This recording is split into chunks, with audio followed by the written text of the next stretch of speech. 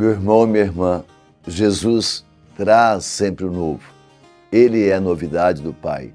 Nele está a vida nova, não remendos, não pensamentos velhos, mas vida e abundância. Evangelho segundo Mateus, capítulo 9, 14 a 17. Mateus 9, 14 a 17. O Senhor esteja convosco e Ele está no meio de nós. Proclamação do Evangelho de Jesus Cristo, segundo Mateus. Então os discípulos de João, dirigindo-se a Jesus, perguntaram: por que jejuamos nós e os fariseus e os teus discípulos não? Jesus respondeu: podem os amigos do esposo estar tristes enquanto o esposo está com eles? Dias virão em que ele será tirado do esposo, então eles jejuarão. Ninguém põe um remendo de pano novo numa veste velha, porque arrancaria uma parte da veste e o rasgão ficaria pior. Não se coloca tampouco vinho novo em odres velhos. Do contrário, os odres se rompem, o vinho se derrama e os odres se perdem. Coloca-se, porém, o vinho novo em odres novos. E assim, tanto um como o outro se conservam. Palavra da salvação. Meu irmão, minha irmã, o seguimento de Jesus exige transformação dos nossos pensamentos, dos nossos sentimentos, da maneira de ver, de viver também. Não podemos estar com a mentalidade velha dos discípulos de João. Nós devemos estar abraçando a vida do Evangelho, que muda todo o nosso ser, toda a nossa história. O jejum não é tristeza, mas é alegria, é força que Deus nos dá para vencer o mal, para romper com o pecado. O jejum não pode ser uma coisa que nos faz sofrer, porque nós estamos sem comer, sem beber alguma coisa. Não. O jejum é estar com Jesus, é viver a graça de passar pelo deserto, mas cheios da unção, do poder do Espírito Santo.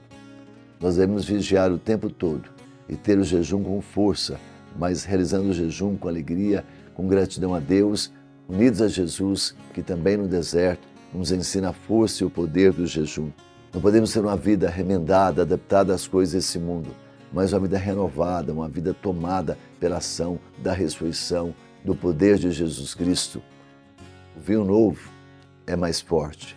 O vinho novo é a força de Deus, é o Evangelho que recebemos. O Evangelho não nos deixa permanecer mortos, acomodados nas coisas desse mundo, com mentalidade do passado, da lei. Não, mas uma mentalidade da graça, da unção do Espírito. A força do Evangelho, ela exige um coração novo, uma pessoa decidida mesmo pela comunhão com Jesus. A força do Evangelho não nos permite permanecer instalados neste mundo, no conformismo, naquilo que é interesse nosso. Ela nos lança, ela nos faz ir além, romper com o pecado, denunciar a mentira, abraçar a verdade. O Evangelho é a novidade, e a novidade é Ele, Jesus Cristo, o Filho amado do Pai, que vem ao nosso encontro. Então, por favor, cuidado para você não se perder quando você faz jejum e fica triste, resmungando, murmurando, como se fosse simplesmente uma coisa que faz você sofrer, que você não come, não bebe. Por favor, nada disso. É a graça de estarmos unidos a Jesus no deserto que Ele fez, no jejum que Ele fez com tanta intensidade. E sabendo que nessa comunhão com Jesus, pelo jejum, o Espírito Santo se manifesta com força e com poder na nossa vida. Não mudar apenas um aspecto, mas uma conversão total, uma verdadeira transformação, uma verdadeira metanoia. Nada de adaptar a sua vida às coisas desse mundo e querer estar na igreja também. Verdadeiramente Ele diz: coloque-se, porém, o vinho novo em odres novos. Uma pessoa realmente que abraça o Evangelho, que abraça Jesus como Senhor, como Salvador.